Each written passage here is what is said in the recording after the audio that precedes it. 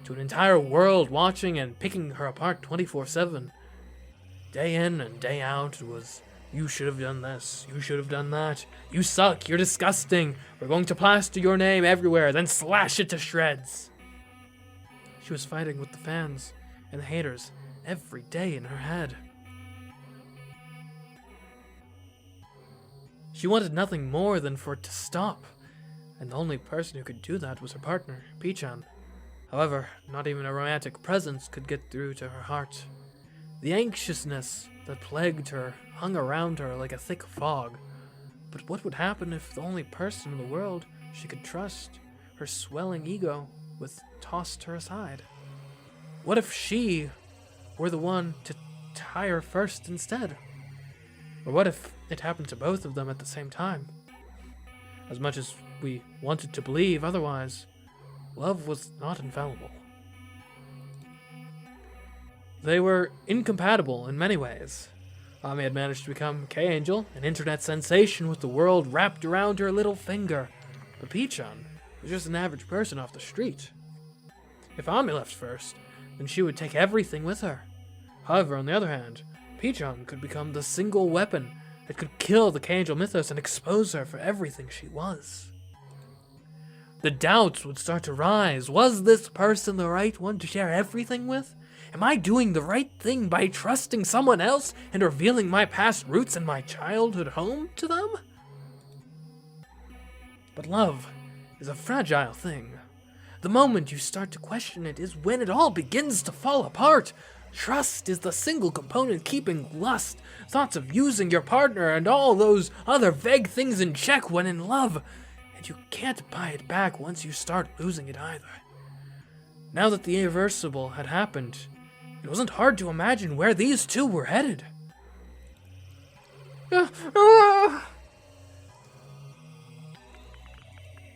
Things were still fine as long as the train was still running, but it was closing in on its final stop where the two would have no choice but to alight.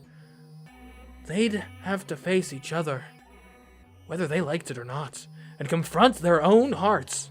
Too, the hearts that doubted and took advantage of the one they were supposed to love and trust.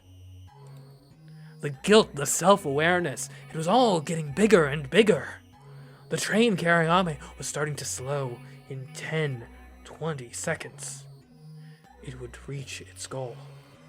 Once it stopped, Ami would find herself at the gates of hell. She couldn't bear to look reality in the eye without the inebriation of her own ego, and the breaks were the best hangover cure she could ever detest. Her mind sped up, brewing an apocalypse within its void. A few thoughts began to bubble. What would happen if she abandoned Pichan? Didn't they still love each other? Even if she left, wouldn't they try to piece things back together? There would be salvation, sweet, convenient salvation, and absolute destruction, all two sides of the same coin of delusion. Her mind was a mess. An announcement blared throughout the train. In a few seconds, the train was going to stop at its final destination, the hell of self-awareness. Goodbye and hello to the beginning of the inevitable end of a dream. Kill me, please. The wheels grinded to a halt.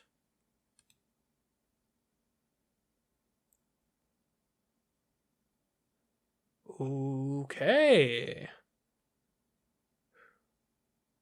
I knew the childhood home wasn't a great date destination. Ah, come on. Well then. I kind of would like to have a happy ending for Ame, so let's do this.